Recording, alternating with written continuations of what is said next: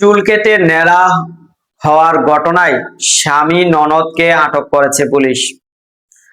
পাবনা ঈশ্বরদীতে যৌতুকের টাকা না পেয়ে এক গৃহবধূর মাথায় চুল কেটে ন্যাড়া করে দেওয়ার অভিযোগ উঠেছে স্বামী ও ননদের বিরুদ্ধে।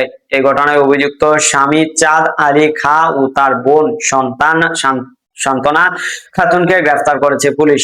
বৃহস্পতিবার 29 মে দিবাগত রাত 2টার দিকে উপজেলার শাহপুর ইউনিয়নের বাবুলচারা গ্রামের থেকে তাদেরকে গ্রেফতার করা হয়। গ্রেফতার চাঁদ আলী খা পেশায় ইটভাটার শ্রমিক। তিনি ওই গ্রামের মৃত হাবিবুর রহমান হাবিব খার ছেলে। এর আগে রোববার সকালে নির্যাতনের ঘটনাটি ঘটে।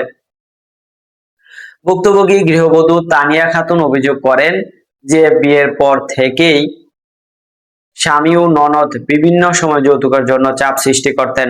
এক পর্যায়ে তাদের দাবির মুখে তারা বাবা 1.5 লাখ টাকা দিয়ে নির্যাতন বন্ধ করতে পারেনি। পরে আবারও টাকা দাবি করা হলে দিতে অপারগতা প্রকাশ করায় তার উপরে শারীরিক ও মানসিক নির্যাতন চালানো হয়।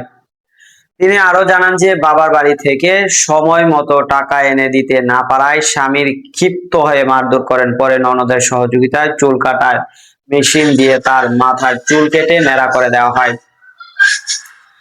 ঘটনার পর পরিবারের সদস্যরা তানিয়া খাতুনকে উদ্ধার করে ঈশ্বরদী থানায় নিয়ে যান। পরে তিনি স্বামী চাঁদ আলী খা ও ননদ সান্তনা খাতুনের বিরুদ্ধে থানায় মামলা ও অভিযোগ করেন।